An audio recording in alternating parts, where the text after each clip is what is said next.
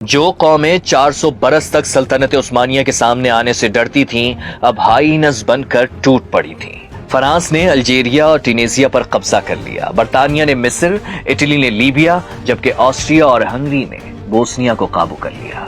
اب برٹش کو Swiss canal اور نیولی ڈسکورڈ آئل پر قبضہ کرنے کے لیے سیریا اور عربیہ کو کنٹرول کرنا تھا۔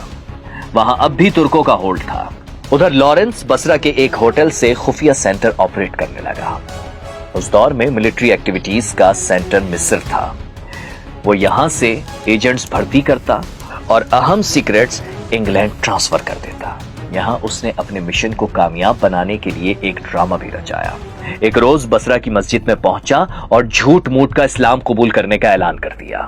اس کے بعد وہ عربوں میں ایک نیک شخصیت کے طور پر مشہور ہو گیا۔ وہ عرب کے سرداروں کو غدار اور باغی بنانے لگا۔ لارنس جانتا تھا کہ جرمنی کو کاؤنٹر کرنے کے لیے آٹومن امپائر کو گرانا ہوگا۔ یہاں سے شروع ہوا لارنس کا اصل مشن۔ اس کا ٹارگٹ تھا حجاز، جو آج سعودی عربیہ ہے۔ انہی دنوں اسے ترکوں کے نرغے میں پھنسی برٹش فورس کو بچانے کا ٹاسک ملا۔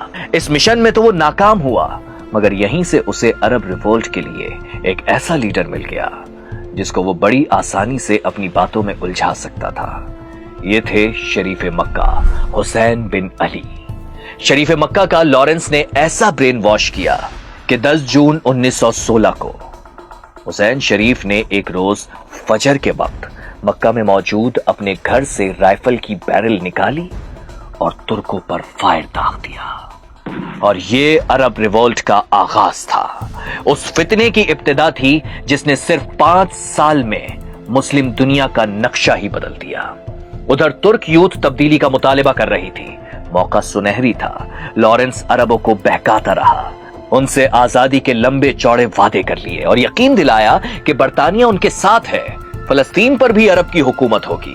شریف مکہ نے یہ دیکھا تو سلطنت عثمانیہ کے خلاف 30,000 قبائل کی فوج اکٹھی کر لی۔ اب عرب فوج کو شریف مکہ کے بیٹے علی، عبداللہ، فیصل اور زید کمانڈ کر رہے تھے۔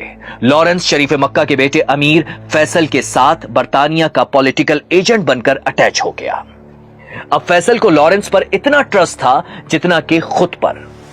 بدوؤں کی طرح ڈریسنگ کرنے والے لارنس نے فیصل کو بڑا امپریس کیا، اور شریف مکہ کا بیٹا اس برطانوی ایجنٹ کے ہاتھوں گوروں کی کٹ پتلی بن گیا۔ برطانیہ نے عربوں کے لیے ایمونیشن کے منہ کھول دیے۔